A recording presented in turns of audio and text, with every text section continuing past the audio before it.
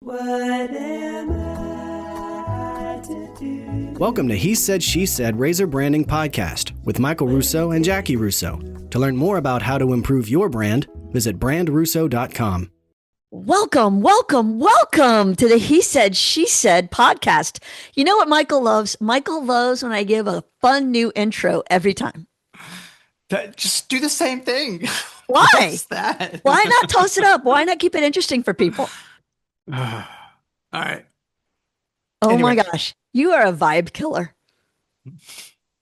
Or maybe, I don't know if I could call it that. I think you would. I think people are so excited to listen to what Andy has to say. They're going to be fine with it because Andy was dropping bombs on the difference between playbooks and frameworks, on how to be more proactive and strategic in the marketing, on how to really do a brand audit that keeps you on track, how to not think like a day trader, but instead use a mental model for a long play. And I thought all of it were just pearls of wisdom. Yeah, absolutely. And I mean, I don't think he mentioned branding like halfway in the word, but Yeah. everything he talked about was all about branding. It was Yes. all about, having a plan, knowing your Mental audience, real estate, carving out the piece that you should all own. that. And it's Emotional not B2B or connections, B2C, everything. it's human to human. I mean, it was all just awesome. Yep, very much so. I enjoyed the conversation. I did too. And I think Andy did. I think he was glad. I don't think we annoyed him too much. I always wonder. Sometimes I know, I people do are too. just polite. They're like, "Oh, you guys are fun." Yeah, no. And they're like watching the clock thinking, man, when's this thing going to end? But I don't think Andy did. I think Andy was in. I think so too. So y'all stick around and give it a listen and tell us what you think. When the day is through. Andy, welcome to the podcast. Thank you. Great to be here. Well, we're glad to have you. I've been looking forward to this chat because I think that, marketers so often only talk about the positive things. I mean, we're in the positive business. And you were pretty forthcoming with me that you had some challenges. You kind of crashed and burned in your first in-house marketing role. And I was hoping you could talk a little bit about that because the people I talk to every day, they've got challenges. They've got frustrations. They feel like they kind of suck at their job and they hope nobody figures it out. And so talk about some of the challenges you had early on in your career and how you're able to kind of work through those. Yeah. So Jackie, my first foray into client-side marketing was, as you put, like it flamed out. But I kind of feel like if I hadn't, I would not be where I am today. And the reason for that is, and let me set the stage. It was, and I'm going Please. to completely date myself here, but Was it in the 1900s? no, but it was the early aughts. So, Okay. 2008, housing market crashes, all the things. That's the macro environment. But I had just kind of left agency life and relatively newly minted MBA. Like I knew everything. I Right. had my 90-day plan that was part of the interview process. Like I was set. And this was an organization where you had to suit up. And so it was coat and tie.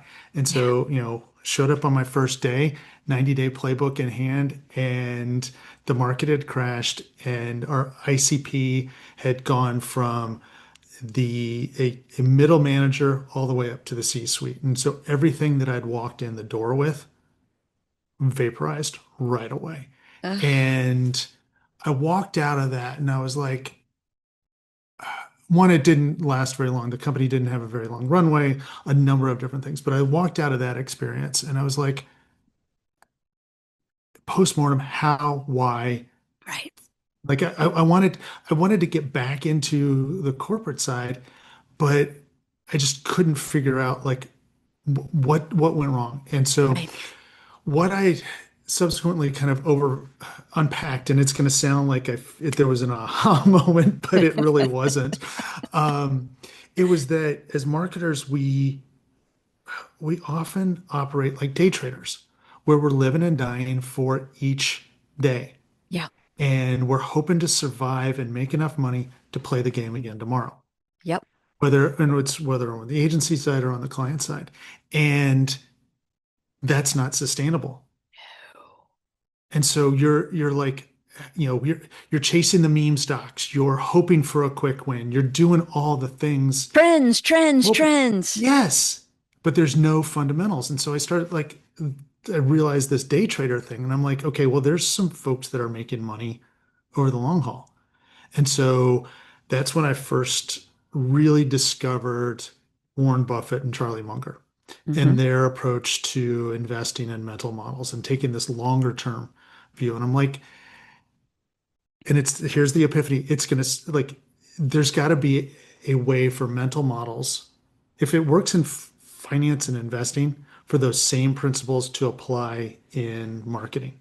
Yeah. And so I started kind of learning more about that. And since then, I've been trying to, in various ways, trying to apply some of those mental models to how I approach marketing. And so my mantra has since become frameworks over playbooks, or frameworks or mental models over playbooks. And the thing about playbooks is they can work, but they're dependent on the ideal conditions. They're a script. Like if the context and the situation is perfect, then it will run flawlessly. But as soon as one of those things change, and as soon as you lose stability, everything's out the window. Yep. And whereas mental models give you a pattern for how to think about that stuff. So so playbooks tell you what worked and how to apply it, but frameworks and mental models tell you how to think when you don't have the answers.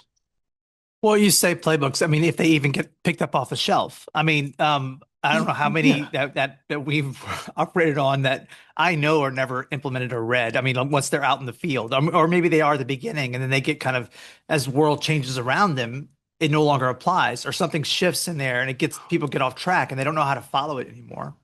Yeah, and Michael, I think 100% agree, but it's not. But it's also, and I'm not completely anti-playbook. Like playbooks can help you scale. Like we do need to be able to scale. So it's not let's throw the baby out with the bathwater every single time, but it's playbooks when you know what the situation is, when you know that you can replicate certain portions, then yes, let's systematize it. Let's take that playbook that's in the binder off the shelf and let's use it as a script to say, okay, how do we replicate this next time? But then let's go back and analyze, like, any sports analogy, they're going back, NFL, they've got their Microsoft Surfaces, and they're looking at why did that play not work and what are the situations and stuff. And they're adapting their playbook on the fly so they can scale it over the course of a game. But they're going to change it for the next game and the next game and the next game because they're adapting. Right. Yeah, well, the just like framework is raise your branding. It's doing the right things the right way to get the right answer. The playbook is the tactical reaction to what just happened to what needs to happen next. And you need both. But you're right, Andy. If we don't start with a framework, we don't start with a process, we don't start with the right questions to get the right answers, playbook's not going to do anything for you. Well, and for our agency, Andy, like we I don't know, gosh, a long time ago, we were probably a couple of years in to starting an agency, which we didn't have no idea what we're doing. Talking about crash and burn, we should have burned a long time ago. We're celebrating our 25th year, so we've been around a little while, and thank you. We've managed to brave through the pitfalls of bad decisions. But early on, I remember we were in New Orleans on a vacation or something like that, and we stayed at a W hotel.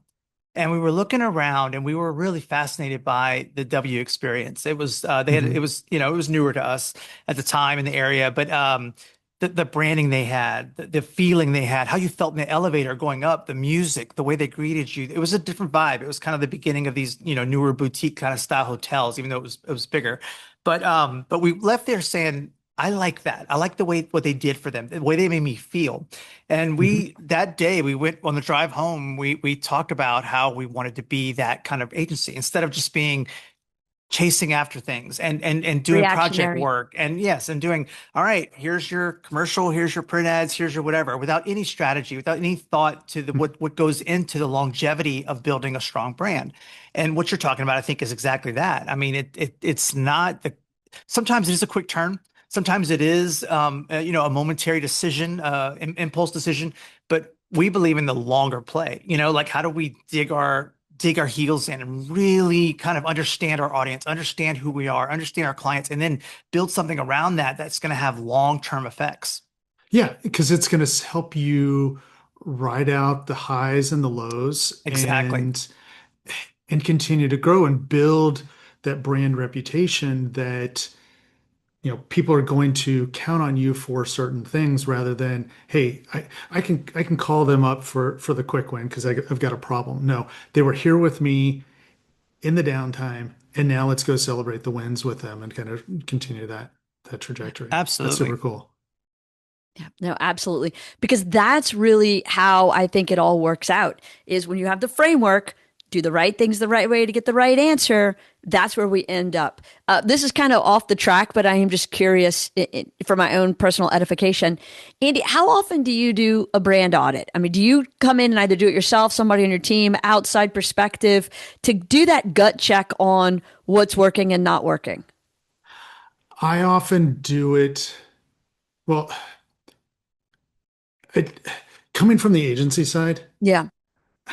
I'd naturally do it. Right. Of course. How could you not? It's the way it's part of the way I think, and I think about it from a brand and a demand side, and so it's like it's second nature to me. Right. And I think where organizations get in trouble is we've kind of divided those responsibilities, and so oftentimes, and I'm going to make a sweeping assumption, but you're probably most often dealing with the brand folks. And Sure. there's a different group in your clients that are, dealing with the demand and the numbers and the bottom line. Right. And we've created our own problem.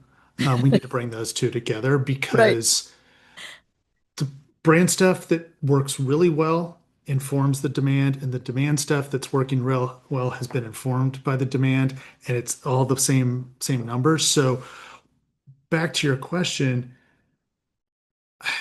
I do that audit kind of naturally and on my own. A lot of the organizations that I've worked with or at recently have smaller budgets, and so I try to do it myself. Mhm. And I think even if you're going to hire an agency, you need, as a marketer or head marketer in an organization, it's important that you get out and understand what's going on with your brand. The agency or a third party can give you additional perspective, which I think is important, getting outside your walls. But you also need to, there's a mental model maps versus territory. And um, maps are great, but they're representations of an area. Mhm. They're kind of boiled down essences of the territory. And if you don't get out and talk to customers, look, interact with prospects, get out and see what your competitors are actually doing, you become very siloed. And so even when I'm working with an agency partner or a third party, I like to get in and roll up my sleeves and understand that myself, because at some point we're going to have to carry that baton forward. And so that's important. So Jackie, I do tend to do it myself a Love little it. bit. Yeah.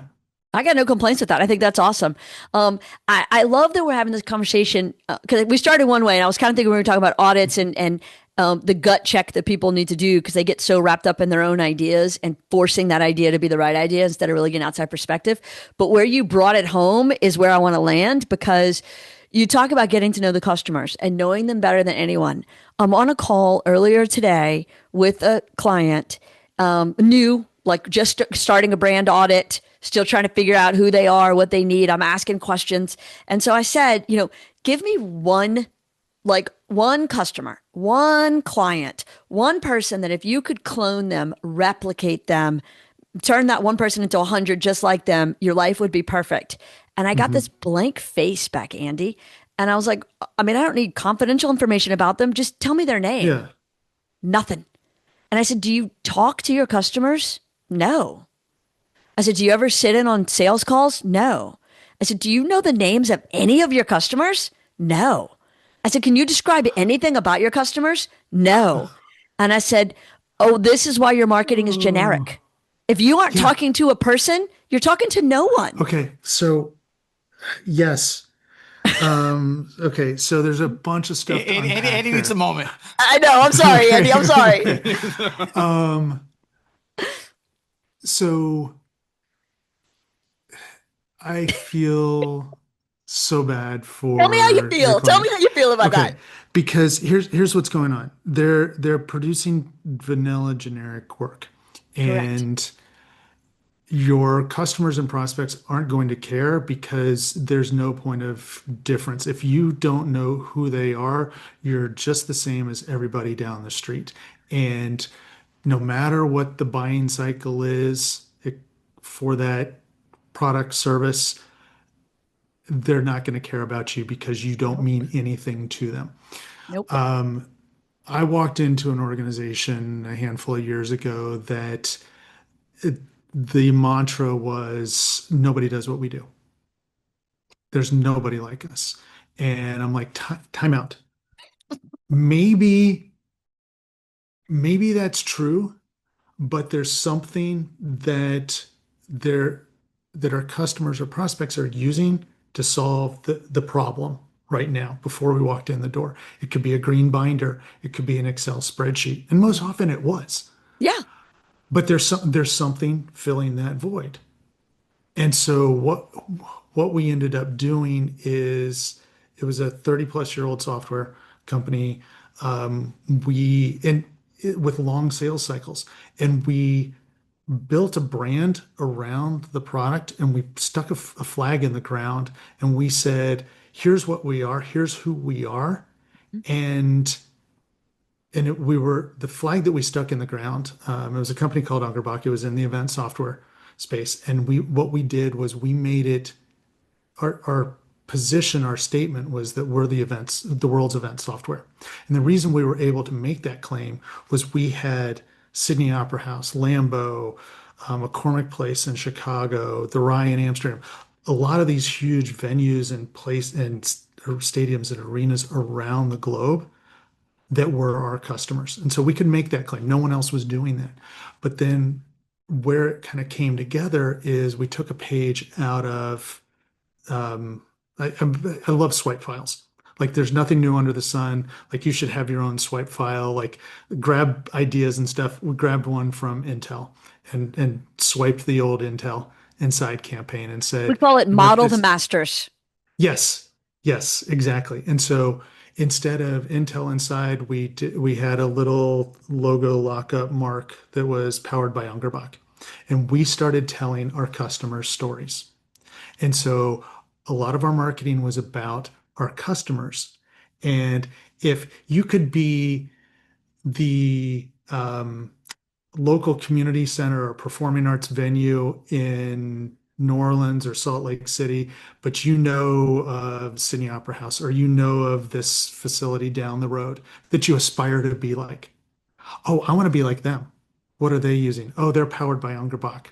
I want to have a conversation with them about what they're doing and how and why. And that unlocked so many conversations for us. And it wasn't about us. It wasn't us going out there and telling that story. It was us amplifying, giving our customers a moment in the sun, making them the hero. And then that gave our prospects license to come to us and say, okay, I want to be like them. Now the conversation changed. We weren't like everybody else. And so I think back to your conversation that you had with the customer this morning, with your client, and they're not creating that opportunity because they don't know who those folks are. So that's part Right. one of kind of my reaction and to your conversation this morning. I'll say the next one for another second. Right? I mean, it's just like, how does that happen that you don't know your customers well enough to describe the very basics of their demographics and psychographics? Yeah, yeah.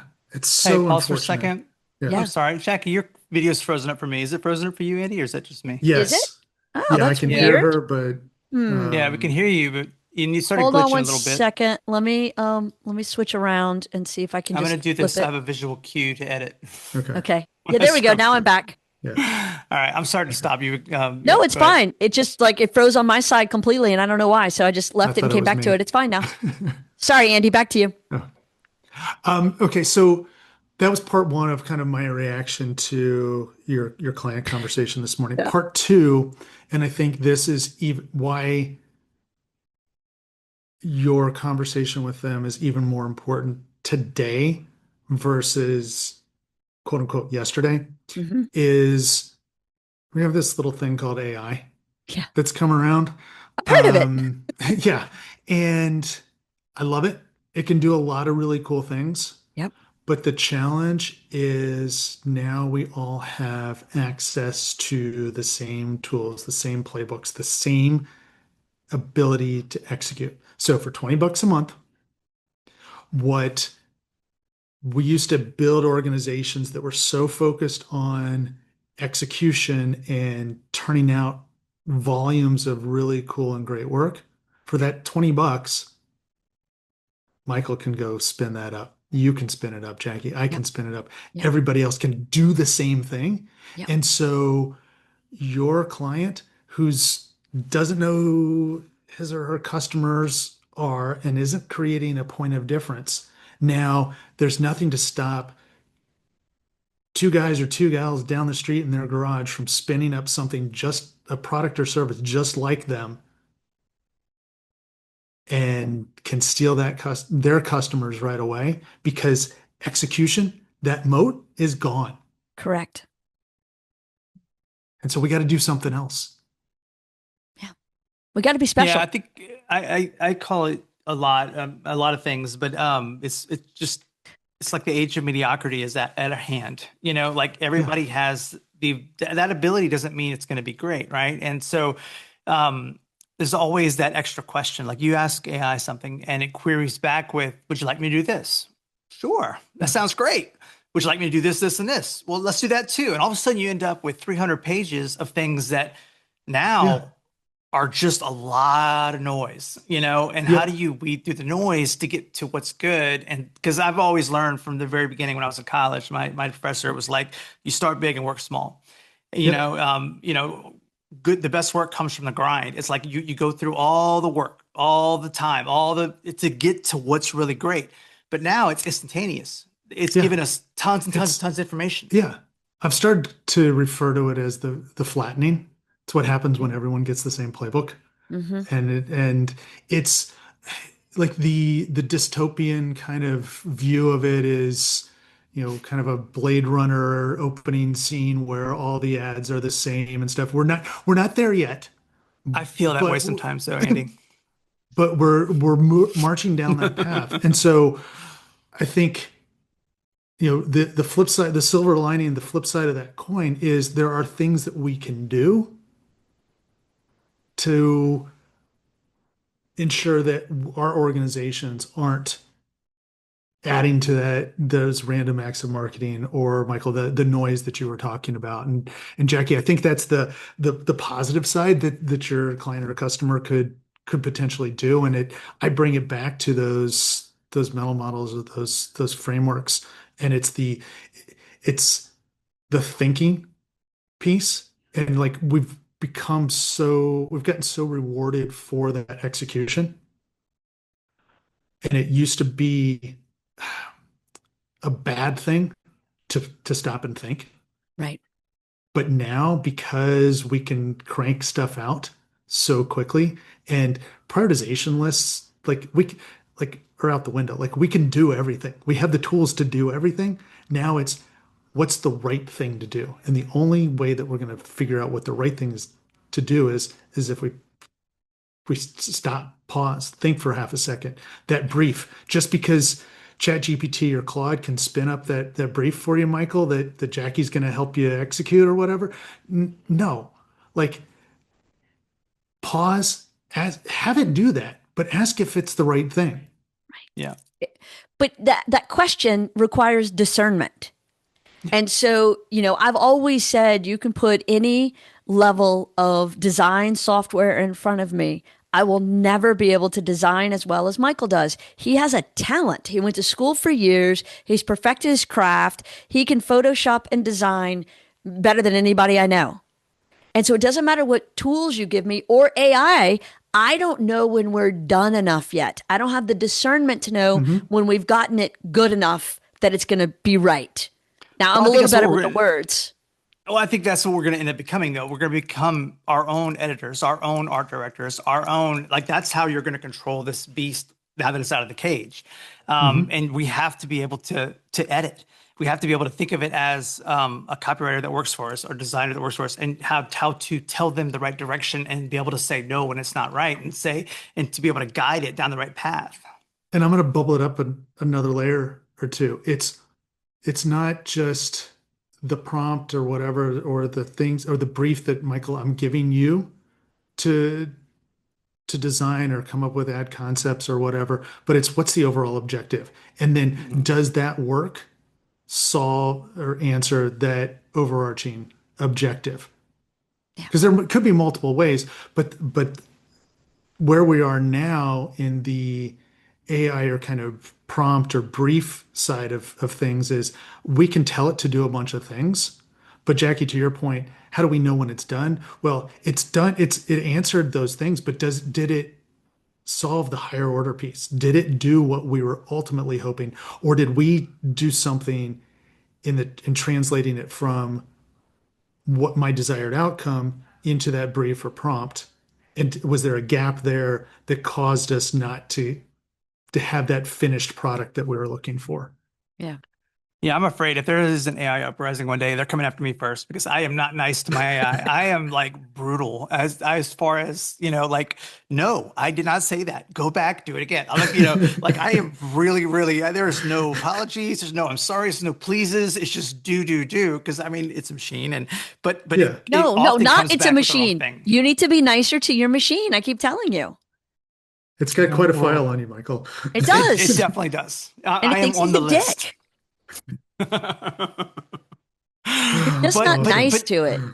But you have to demand more of it if you want the better out of it. That's the thing, though. You have You to can be still able, be like you said, discernment. polite. You have to say no. You have to be able to push back because it's so approval Yes. friendly. It's like, oh, you're right. I should have thought about that. Or it's apologizing for itself. I'm like, no, I don't need all that. I just need you to do this or do that or be more specific. I mean, I would never talk to real people that way. But in that case, I'm trying to be But in blunt. some ways you can and you should be treating your AI like that, and like having like I've got some like advisory groups and stuff, and they started getting to be a little bit too yes men, a little too groupthink. And so I had to insert like okay, now you have to take the turn of being a rotating devil's advocate, or I think there's a military term around kind of the 10th person or something where there's somebody's job to be the naysayer in the group, just so there was a voice that was contrarian to get me to stop and say, okay, maybe this isn't the right thing. Maybe we aren't done. Maybe I need to think about this a little bit further before I hit publish. Right. No, absolutely. And so I think that's a nice full circle all the way back to the mental models that we started talking about at the beginning. And so for people who've now kind of heard us pull these tangents, I want to bring it back home to that because that's the answer. And so you were just starting to explain to us the work you've done to kind of follow Berkshire Hathaway to get away from the day trader mentality into the long hold mentality, just to stay with finance language.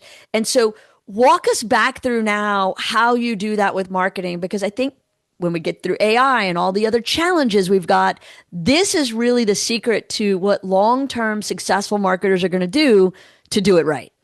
Yeah. I spent some time kind of digging into a lot more of Charlie Munger's stuff. But if you read anybody around mental models and the like, the mental models are things they're things that we know. Some of them are kind of work their way into vernacular. Some of them have fancier names. There's one called Occam's razor that's all about, simplicity. There's the paradox of choice. That's, too many options cause us to be paralyzed. And so let's narrow them down. So there's a lot of these kind of, but they come from a variety of different categories. That some come from psychology, some come from chemistry, some come from physics.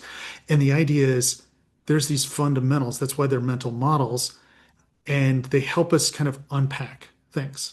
And so as you start to kind of like Munger's suggestion was just start jotting these down, build a mental library, build a library of these and start to kind of use them to ask questions. Like there's one called inversion. Like what's the worst thing that could happen? If I messed this up, like how do I ensure that I fail at this? And then then go through the exercise of saying, if we launch this campaign, how would it fail? And then go back and look at it and say, okay, well, this, the phone number is a little too small, or is the QR code right, or is this right or that right? And Michael, it may mean you need to make the logo a little bit bigger. A little bit. Just a little bit. But there are a handful of things that, like, okay, let's ensure that we're not making those mistakes. And so asking some of those questions kind of throughout the process, ensure that we're not doing those things. There's another one, second order principles. If we do this, what could happen down the line? There's an Office episode where Michael inserts the golden ticket episode where he inserts the golden ticket into the reams of paper, and one customer gets all of them, and basically they get, like, their largest customer gets free paper. Like, brilliant idea, but he didn't think about what could happen if. Right. And so little things like that, and just having this kind of like running checklist of, you don't have to go through all of them, but just ask yourself a couple of them each time. Yeah. On this brief, before we hit go on this campaign. The idea isn't to make it time consuming or to go through, like, earlier we were talking about brand audits, and they seem big and expensive and, time consuming and stuff. No, let's just narrow it down, go through a checklist. Now create a document, give it to AI, ask it to go through these mental models, have it go through that exercise and play around with it. Use Perplexity to gather more of them and build up your own library, and now inject those into anything that you're doing. And so there are ways to kind of infuse that in there into what you're doing on a day-to-day basis. And that's what I've started to do even more recently with the tools that we have. But going back to earlier in my career, I was just starting to kind of accumulate those and starting to ask myself some of those kind of hard questions, like, what happens if we mess up? What happens if we do this? What's next? What's next? Like, Michael, if you're running a campaign, like, or coming to the rest of the team with some ideas for something, we used to have a term like, this idea has legs. Like, we knew that this one concept, it could turn into more. That's second order thinking.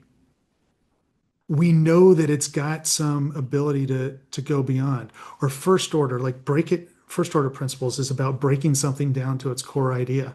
Like, that's how Uber or Airbnb or Deathwater came about. Like, Deathwater, it's water. Okay. Mhm. Well, how do we reinvent water? How do we make water cool? Right. And so it's this underlying kind of layer of stuff. It's the DNA. That. I like that. I do too. And I like the approach of it because it really is, I think, the evolution for the modern time. Because what got us here is not going to get us there. And so if people don't adjust from playbook to framework, from reactionary to proactive and strategic, from the day trader to the mental model, then they're going to continue to churn and churn and churn. They're not going to know their customers or their target audience segments, like the person I was consulting with this morning. And they're not going to be able to cut through the clutter because, to Michael's point, that age of mediocrity means there's more sameness, not more quality. Yeah, it's already noisy, and it's just gotten more noisy, Well, in recent years.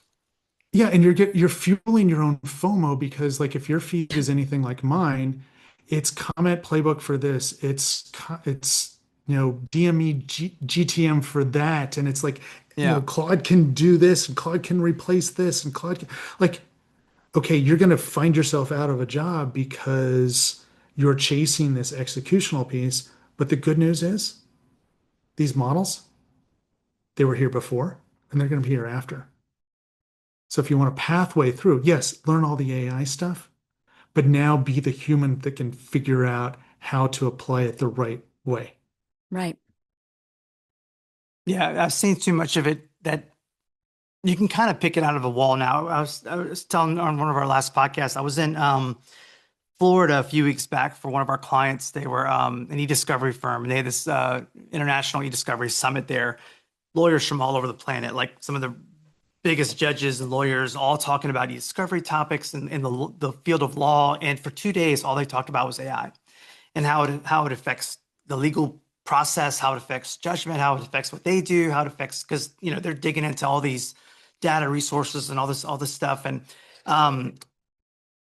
they were so proud of themselves for the amount of AI they used in their presentations. And they were like, look, this was all done by AI. This was all done here. This was all, and I wish I could get them all in a room and just get it and say, yeah, it all looked the same. Nobody stood out. Nothing looked great. That's not yeah, it was great that you could do it in 5 minutes, but it looked like you did it in 5 minutes too. Like the standard's been raised, like the bar's here. But so for us to be good, we have to get here, Yeah.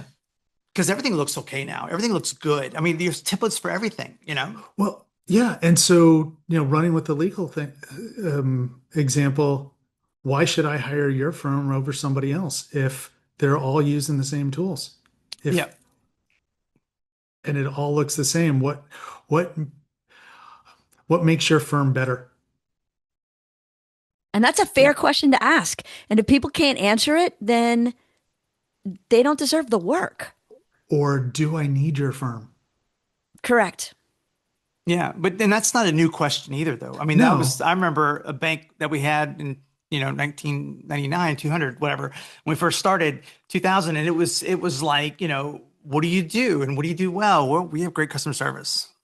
Okay, and well, we have 15 branches. We're convenient. Yeah. Okay, No. and the list got longer and longer of nothingness. I'm like, okay, and so does everybody else. Yes. And having been around and done some bank advertising work, the reality is the reason why people are staying with your bank isn't customer service it's because it's a pain in the butt to move your money. Yes. Yeah. Yes. Yeah. So to your point, we created an account switch kit, and they had more new customers in that campaign than in years before. Yes. Because we made it easy to switch. Yes. But that's a great tool. But now what do they do on top of that? They've got the Right. mechanism Right. to execute. Right. Now it's what's that brand layer that goes on top of it? Because I'm sorry, Jackie, somebody can down the street, the new startup bank down the street can replicate your switch kit. Oh, for sure. Again, this was like 2004. Give me some grace. Yeah. I would have a different approach today. But banking moves at a glacial space. So Yes, it does. Whew, Well, more does it? recently, we're doing work for a bank in Texas, and it was Jackie's idea. I'll give her full credit for it. Oh, thanks. And the strategy, the concept of it, and we kind of fleshed it out. But it was a bank that was kind of in the middle. It was not too big to lose you, not too small that they can't help. It was right in the middle. It was a sweet spot. And so we launched a sweet spot campaign, and it's been like gangbusters for them because they all of a sudden stood out from the pack of these community banks that all look and Sameness. sound the same. Yeah. And so they're like, look, we are just the right fit for you. Like for the people in the middle. Like life doesn't always move at extremes. It was like, It's like they have all the bells and whistles, but they also know your name. And that's Yeah. a rare treat these days, to have the technology of a big bank, but the personality of a community bank. That's special. yeah, it's the cheers of banking. Yeah, exactly. Exactly. Without saying that, Goldilocks. without leaning on that Yeah. too much, but Yeah. the Goldilocks analogy. But Yeah. but again, it wasn't revolutionary or anything like that. But it was understanding the market, understanding their clients. They're a 100-year-old bank. They've been there forever. Wait, did you say it wasn't revolutionary? well, I'm just saying. Be nice. I only have so many good ideas, Michael. Let's celebrate them. It was But you gave them a groundbreaking, way Jackie.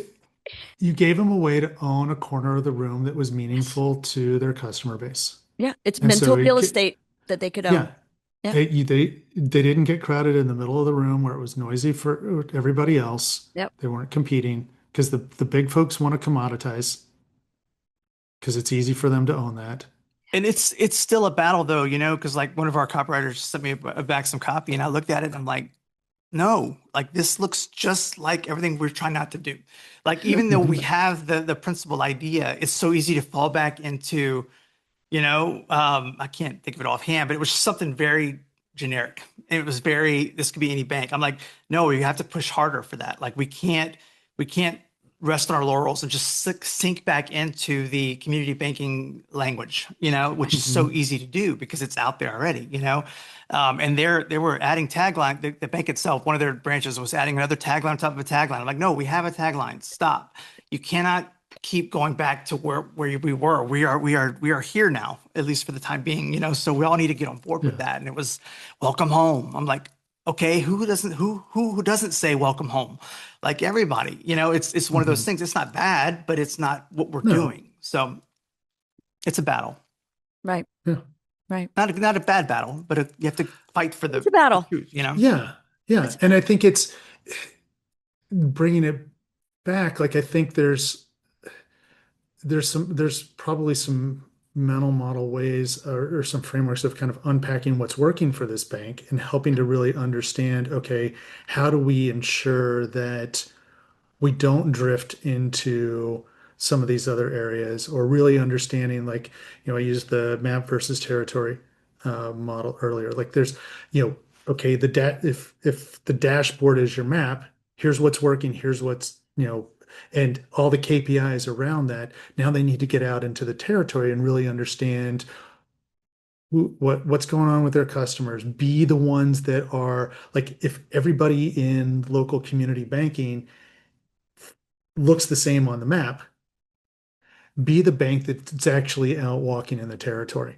Right. And pressing flesh and talking to people and doing all the things that are atypical that you wouldn't expect for Right.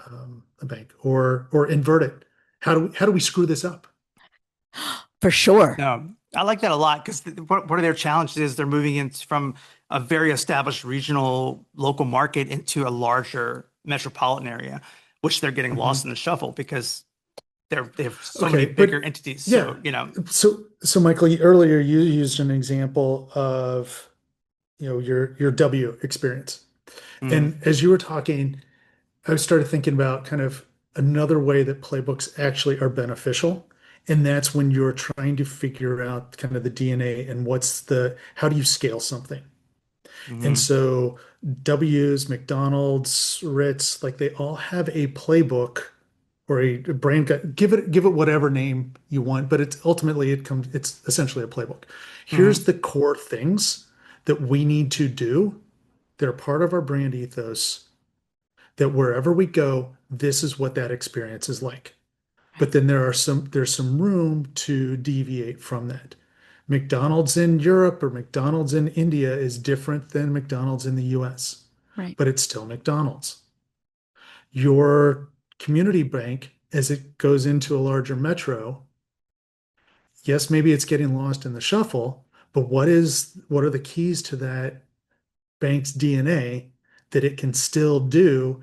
And maybe its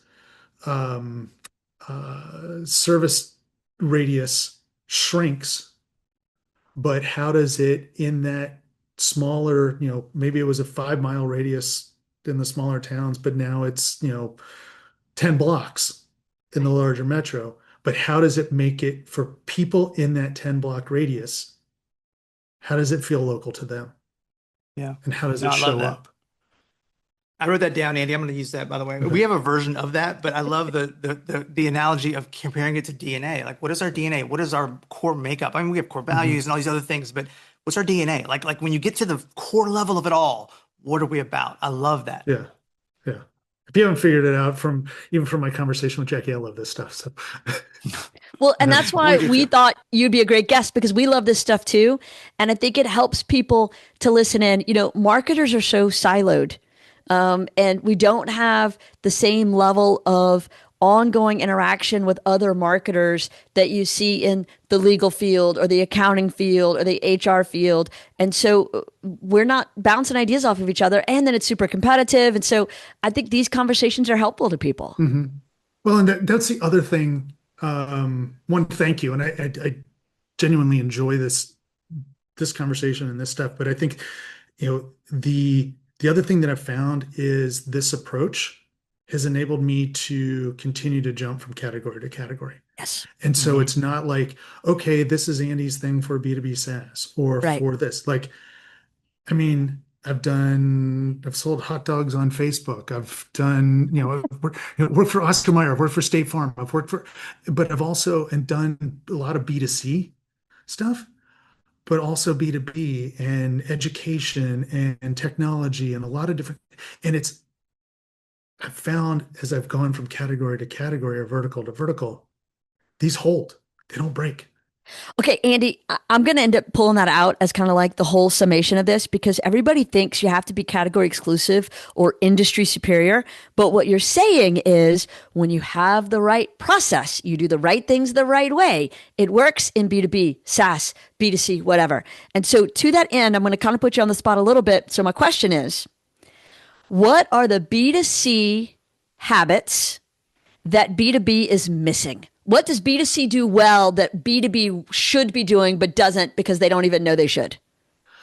There's an assumption that just because we got up and went into work, that we put our work hat on. Yeah. That we stopped doing being human. Yes. And we're still human. And unfortunately, like, I think the baggage that B2C brings is that it's got a name B2C. It should all be human to human. Yep. But I think there's and then on the B2B side, we hide behind rationality. Yes. But the reality is we make an emotional decision and then we justify it with a rational component. Thank you. And we choose with our hearts and we use our brains to justify. Yes. And oh, by the way, we do that on the consumer side. Yes. We just have there's smaller purchase prices. There's less people impacted. There's not a buying committee. There's maybe a household instead of a corporation. Right. And that's the difference. But there's still an emotional decision, an impulse.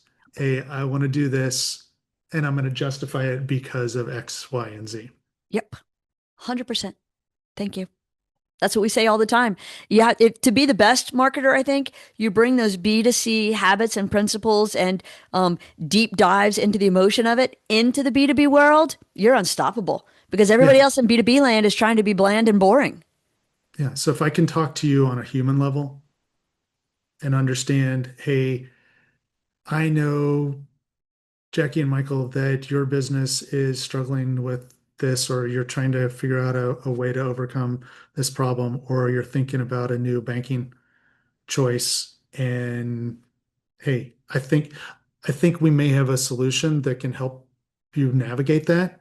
Would you be willing to have that conversation? And your guys are like, okay, yeah, I'm open to that because because I've met you on a human level. Right. Right. Yeah. And it's about quality of conversation over quantity. So important. Okay. The fact that we've been doing this for an hour is shocking to me because I feel like we started 10 minutes ago and I have a million more questions. But Andy, this was awesome. Thank you. I've enjoyed it. Thank you. I appreciate you. And I appreciate everybody listening and sticking around to the end because this is the good stuff. These conversations are how we all get better at our craft. And so thanks for helping to make our industry better. Thank you.